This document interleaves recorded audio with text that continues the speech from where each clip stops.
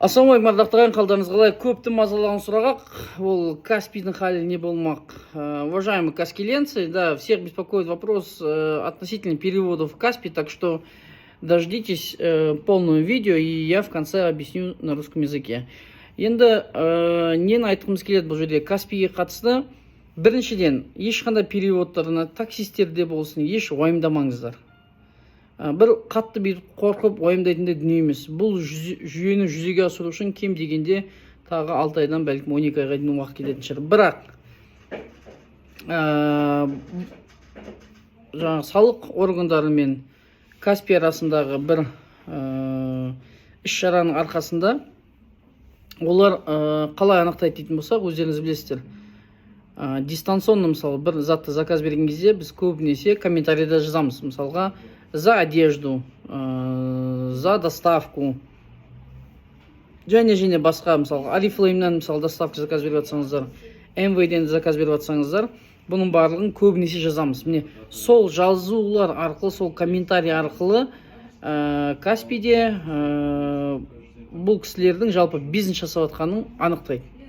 Мен өзім екі қолыммен замын, yani бизнес жасап жатқан болсаңыздар, міндетті түрде салық төлеулеріңіз керек. Тем более, шағын кәсіпкерлер үшін 2022 жыл включительно, яғни 2023-ге дейін біз салықтан босатылғанбыз. Еш уайымдап қорқудың қажеті жоқ. Керісінше біз салық төлеуге асығуымыз керек. Біз қоғамды жақсы бағытта өзгеруін қамтамасыз етуіміз керек. Бұны біріншіден кімдер істеп жатыр десеңіздер, ең бірінші себепкер бәлкім Каспийдің өзі болуы мүмкін. Не үшін? Себебі Каспий транзакциялар қайткен күнде де, яғни бір жеке тұлғадан екінші жеке тұлғаға жіберген кезде комиссия алмайды. Дұрыс қой. Бірақ бұл негізінде түптеп келген кезде шығындары бар.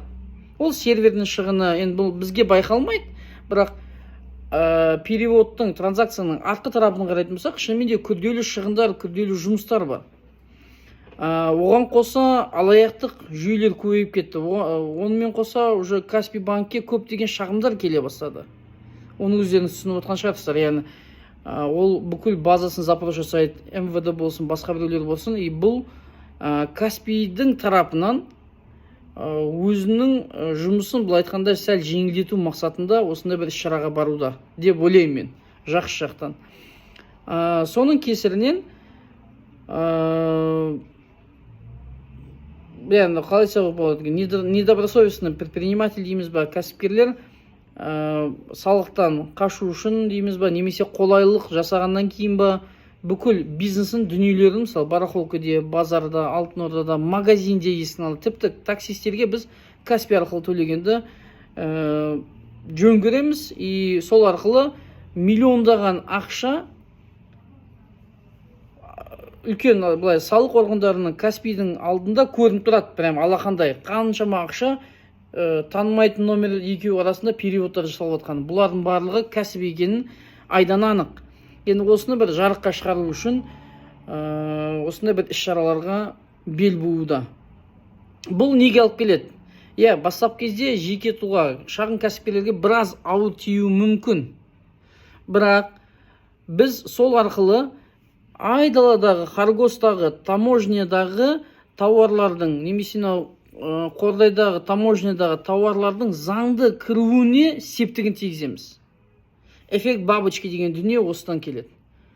Бір қараған кезде не болды? Кішкентай шағын кәсіпкерлерді қинап, онсыз да күнін көріп жүр.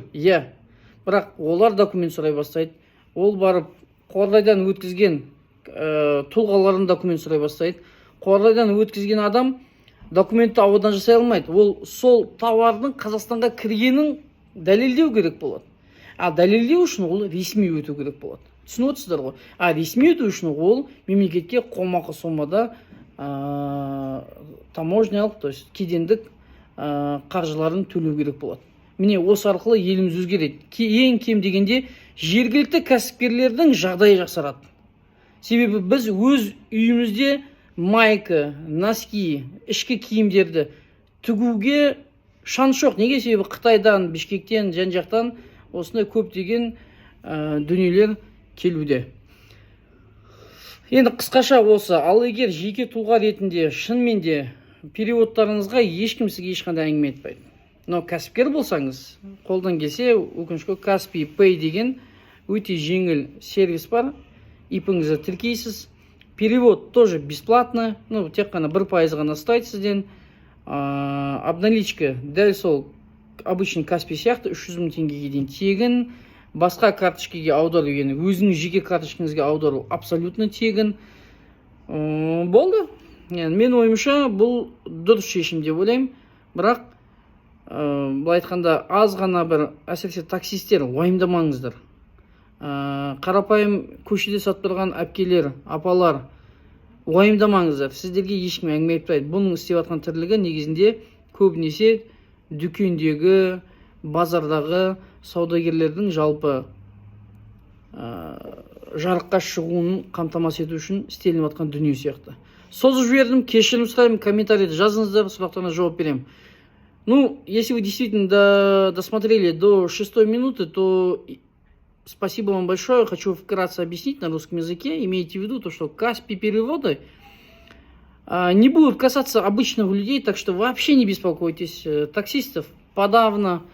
Это больше, наверное, касается розничной торговли на рынках, в магазине, где мы обычно привыкли делать переводы. Но это новшество в любом случае от 6 до 12 месяцев наверняка будет внедряться, так как 2022 год включительно малый средний бизнес, точнее малый бизнес не оплачивает налоги. КПН мы не оплачиваем. Ну, если вы ИП, то ИПН мы не оплачиваем. У нас есть трехлетние каникулы. Вот, 3-й год будет в 2022 году. Так что вообще не беспокойтесь. Наоборот, нужно максимально стараться выйти на белую сторону, чтобы в будущем это дало вам определенную историю для вашей компании. Это облегчит вам получить разные госгранты, так скажем, льготные кредиты для развития вашего бизнеса. Когда вас будут спрашивать, какой у вас оборот, вы можете спокойно показать. Вот в целом. А скорее всего будет касаться первых, это тех людей, которые получают Каспи переводы, где в комментариях написано за товар, за услугу, за доставку или там за продукт, допустим. Вот эти вот категории, вот эти вот предприниматели малого среднего бизнеса будут, скорее всего, первым брать удар на себя. Потому что им реально доказать то, что это обычный перевод, будет трудно. Так что всем рекомендую максимально переходить на Каспи Pay. Оно такая же транзакция, очень легкая. Вы выставляете счет, вы выставляете, можете, если он пришел в магазин через Каспи QR, и максимум там 0,96% комиссии, вот и все. Но мы, так как 2022 год еще не будем налоги платить, ну, те 3% я имею в виду, то это вообще, я думаю, супер условия. Ну, это для чего делается? Очень много факторов, конечно, но если физлица друг другу отправляют, то это не было бы никакой проблемы для Каспи. Но в данном случае физлица отправляет предпринимателям, соответственно, Каспи несет очень бешеные нагрузки на вот эти вот транзакции. Нам-то, как физлицам и предпринимателю, 0 тенге, да, то есть без процентов, но на самом деле бэк-офис, то есть как бы вот эти вот транзакции очень накладно обходятся компании, которые предоставляют вот эти услуги, то есть это в данном случае Каспи. Ну вот и в целом мы поможем с вами, так скажем, сделать наш Казахстан ярче и транспарентнее. Надеюсь, я мог максимально вам объяснить, но если вдруг остались вопросы, это чисто лично, сугубо лично мое субъективное мнение, так что можете в комментариях написать, и я максимально постараюсь вам ответить. Мы вас любим, спасибо за ваши лайки и комментарии.